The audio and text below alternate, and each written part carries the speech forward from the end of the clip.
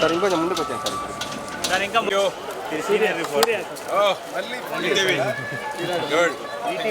సూర్య ఆయన సూర్య ఏదైనా వచ్చారు అంటే మన బ్రాండెడ్ బ్రాండెడ్ కాని వాళ్ళు రారు కదా. బ్రాండ్ అడుగుతాం అది బ్రాండ్ అన్న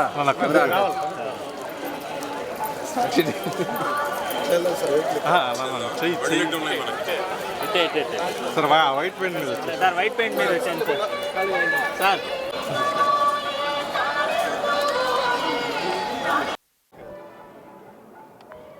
కొత్త ప్రభుత్వం చంద్రబాబు గారి నాయకత్వంలో కూటమి ప్రభుత్వం ఏర్పడటం జరిగింది. 5 కోట్ల మంది ప్రజల యొక్క ఆకాంక్ష అభివృద్ధి సంక్షేమం జరగాలని, అమరావతి పోలవరం పూర్తి కావాలని, ప్రజలకు నచ్చినటువంటి ప్రజాపాలన అందించాలని ఏదైతే ప్రజలు కోరుకుంటున్నారో అటువంటి పాలన 12వ తారీఖు ప్రమాణ స్వీకారం జరిగినప్పటి నుంచి మార్పు చూస్తూ ఉన్నారు. జగన్మోహన్ రెడ్డి ఏ విధంగానైతే 5 ఏళ్ల పరిపాలనలో ప్రజలు విసిగి వేసారి స్వాతంత్రం వచ్చినాక ఎప్పుడూ రానంత మెజారిటీలు అనేక నియోజకవర్గాల్లో 93% సీట్ల కూటమి గెలవటం అనేటువంటి చరిత్రలో ఇదే నాకు తెలిసినంత వరకు. స్వాతంత్రం వచ్చిన తర్వాత ఇంత పర్సంటేజ్ రావటం, స్వాతంత్రం వచ్చినాక అనేక నియోజకవర్గాల్లో ఎన్నడూ లేనంత మెజారిటీ రావటం. దీనికి కారణం ఏంటంటే 5 ఏళ్ల పాలన మీద విసిగి వేసారటం, తీసుకున్నటువంటి నిర్ణయాలన్నీ ప్రజల ఆమోదం లేకపోవటం వల్లే ఈ యొక్క తీర్పు ప్రజలు ఇవ్వటం జరిగింది.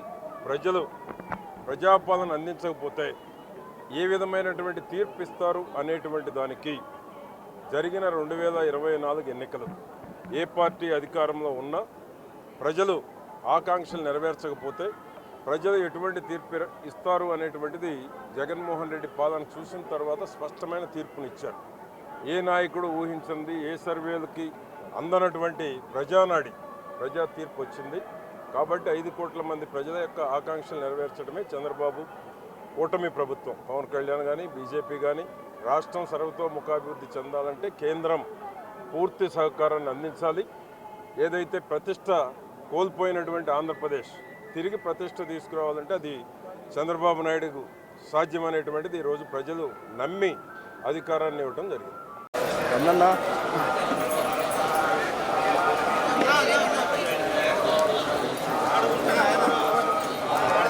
ఒకరు పిలిచిన అందరూ పలకలేదు.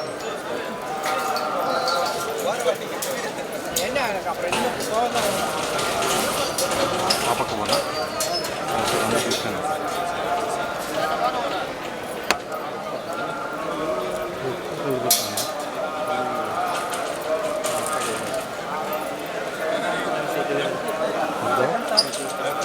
ఇంకొంచెం ముందు రాదు టైం పడుతుంది సార్. Okay sir.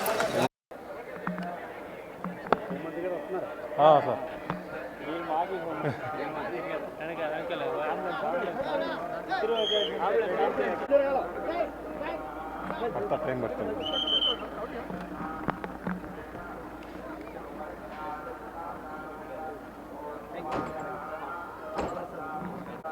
సార్ ఇటు వచ్చాను, వైట్ పెయింట్ మీద వచ్చింది.